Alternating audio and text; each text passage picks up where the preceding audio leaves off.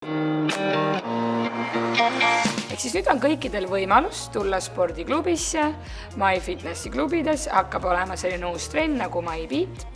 Ja mis sa võid sellest trennist teada, ongi see, et me kasutame seal trennis vingeid päris trummipulki, me teeme igasugu põnevaid harjutusi nendega.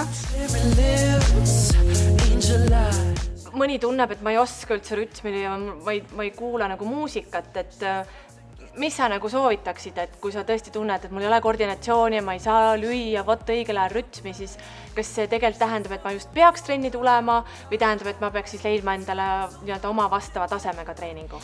No mulle tundub küll, et see on selline trenn, mis selles mõttes sobib kõikidele, et kes nagu ka teinekord kardavad seda koordinatsiooni ja kui on nagu tohutud kavad ja liikumist, et meil on seda liikumist ja meil on kava, aga me teeme ju seda ka ikkagi mõned kuud, eks ole, ja seal ei ole midagi keerulist, ta on miks mõlemast.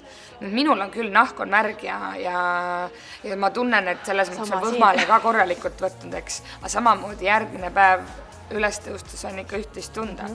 Nii et ta on miks, et inimesed ei peaks nagu kartma, et liiga palju lihasteeningut, aga ei peaks ka kartma, et äkki on väga palju kombinatsioone, sest meil kombinatsioone ju põhimõtteliselt ei ole. Üldse ei ole tegelikult, jah, et me mängime kiirusega, me mängime tempoga. Ja tegelikult ei olegi tähtis ju, et kas sa seda kükki tegid nüüd 2 või 3 korda või väljaastet või need kõik on seal olemas ka.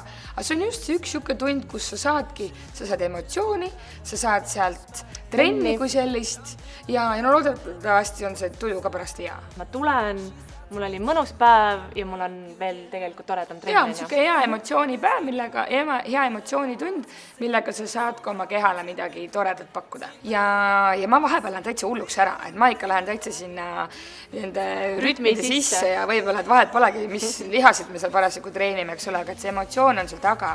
Ja see võikski olla, miks inimesed võiks sinna tulla. Ta on uudne, ta on põnev, ta on teistmoodi, et me jälle astume mugavustsoonist välja ja me peame panema oma keha, võiksime panna oma keha kogu aeg teistmoodi liikuma, erinevaid asju tegema, sest kui sa ei ole proovinud, siis sa ei tea. Kui sulle emotsioon meeldib, kui sulle trummid meeldivad, siis ilmselgelt sulle võiks see trenn meeldida. Aga jah, see on sul õigus, et kui sa ei proovi, siis sa ei tea, nii et mis me peame inimestele siis tegema, kutsuma trenni, et oma Trennis näeme. Jah, trennis näeme.